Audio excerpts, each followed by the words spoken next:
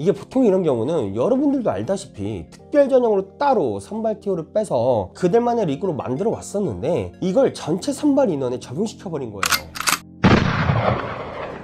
안녕하세요, 학점은 민정입니다. 오늘은 조금 특별한 내용을 준비해 보았습니다. 바로 삼사관학교 편입인데요, 삼사관학교는 육사 다음으로 장군을 많이 배출해내기로 유명하고 장학금도 졸업할 때까지 국비로 100% 지원받을 수 있고 모집 인원도 꽤나 많기로 유명하죠. 근데 이 삼사관학교가 2022년부터 모집 방식을 대대적으로 개편한다고 합니다. 그래서 오늘 삼사관학교 편입 모집 요강에 대해서 알려드리고 어떤 것들이 바뀌었는지 자세하게 알려드리겠습니다. 가시죠.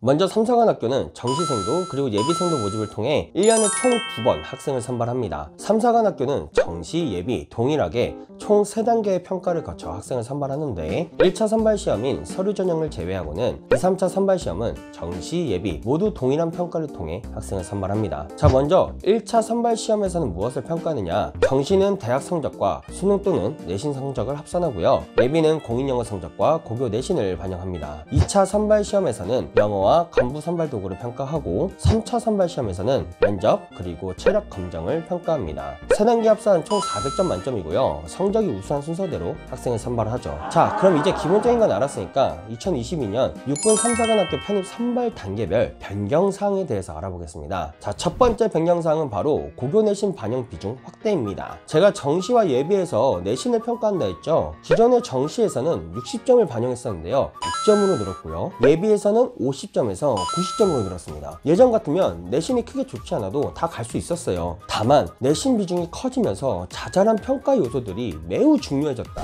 이렇게 볼 수 있겠고요. 어떻게 보면 고등학교 때부터 잘 준비해야 되지 않나 이렇게 생각을 합니다. 자, 다음 두 번째 변경사항입니다. 1차 선발 일반 가산점 평가 방식이 변경되었는데요, 변경 전에 일반 가산점 항목은 토익 880점이면 최대 9점까지 가산점을 받을 수 있었습니다. 하지만 올해부터 토익은 최대 2점까지 가산점을 받을 수 있고요, 다른 가산점들을 합쳐도 일반 가산점은 최대 3점까지 획득하실 수 있도록 바뀌었습니다. 자, 근데 여기서 문제가 발생합니다. 바로 두 가지 가산점 제도가 추가되었다는 것인데요, 첫 번째는 우수인재 선발 가산점 제도인데 체육, 사이버 특기자를 가산점을 최대 9점까지 부여하는 것으로 바뀌었고요, 또 이게 가장 큰 문제인데 바로 고른기회 선발 가산점 전형입니다. 독립유공자 손자녀, 국가유공자 자녀, 기초수급 대상자 또는 그의 자녀, 다문화 가족 자녀에게요 가산점을 최대 9점까지 부여하는 제도입니다. 우와, 씨발. 이런 경우는 여러분들도 알다시피 특별 전형으로 따로 선발 티오를 빼서 그들만의 리그로 만들어 왔었는데 좀 살짝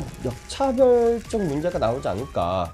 어쩌겠습니까. 그래도 이어서 세 번째 변경사항도 알아볼게요. 세 번째 변경사항은 체력 검정 평가 방식이 국민체력백을 제출하는 것으로 바뀌었습니다. 자, 국민체력백이란요, 국민체력인증센터에서 측정한 기록을 인증서로 발급받는 것입니다. 평가 항목이 참 많은데 육군 삼사관학교 편입에서는 모든 항목을 평가하는 것이 아니라 상대 양력, 교차 윗몸 일으키기, YMCA 스택 검사, 반응시간 검사, 제자리 멀리뛰기 총 5가지만 측정하여 제출하시면 됩니다. 자, 이 변경사항은 예전보다 정말 많이 나아졌는데요, 그 이유는 현장에서 1.5km, 팔굽혀펴기, 윗몸 일으키기 등을 실시했었기 때문에 이게 당일 컨디션에 의해서 좀 시비가 많이 갈렸었어요. 다만 이번에 평가 방식이 최상의 컨디션으로 월 2회나 측정할 수 있는 국민체력 100으로 바뀌었기 때문에 당일 컨디션에 따라 합격, 불합격이 갈리지 않도록 변수를 없앤 겁니다. 굉장히 좋아졌다고 생각을 하죠. 다만 여기서 주의하실 점이 있는데 국민체력 100의 1등급 기준과요 육군 삼사관학교의 체력검정 1등급 평가 기준이 다릅니다. 그러니까 꼭 모집 요강 배점표 확인하셔서 최대한 높게 측정 결과가 나올 수 있도록 준비하셔야겠습니다. 자, 다음 네 번째 변경사항은 2차 선발 시험 영어 점수 하향입니다. 이 부분은